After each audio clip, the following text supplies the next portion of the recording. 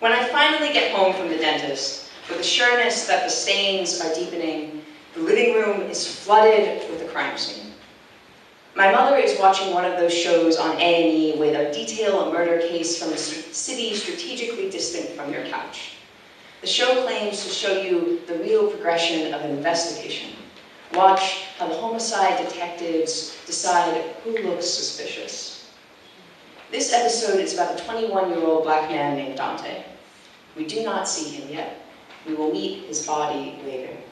Instead, sirens call out in the distance, wailing over yet someone else's silenced heartbeat, and the camera shows two boys on the back of a bus.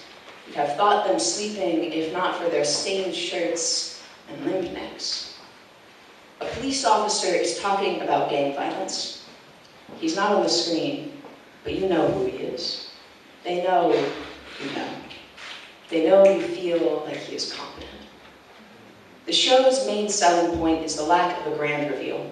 No Sherlock Holmes or Hercule Poirot explain the means, the motive, the method. This generation doesn't need to consume such frivolous things. Doesn't want a rationalization of violence. You see, we prefer our death with makeup on, and a hidden role in the credits, exotic pixelated bodies blown to bits with bullets, feverishly released from an Xbox controller. Look how real the blood splattering is. When the video game is set in the Middle East, in Thailand, in West Africa, forget that you've never felt how viscous blood is when a bullet wound cries. Change the channels to see a carcass from the 1940s. The fingers are missing. No one to point blame at, no banner to tell you a name. This body is only a prop in the history museum, in your video game, in the crime show, but back to Dante. My mother and I watch his body burst open in high resolution thanks to our cable subscription. The news report crackles as the police interview his mother. She is crying and cannot form sentences that were in the script, so they cut to the scene with the white blur. So full of tries, but apathetic enough for us to empathize. He talks, and we turn up the volume on the television's litany. How awful, we say. We keep watching the crime show. Watch the blood blooming on streets we do not walk down, on the buses full of unsavory characters. Marvel at the petals falling from a bullet wound into shaking hands, the body contorted in a pile on an old mattress, sensual, unlike the body on the pavement parched for rain that you do not look at.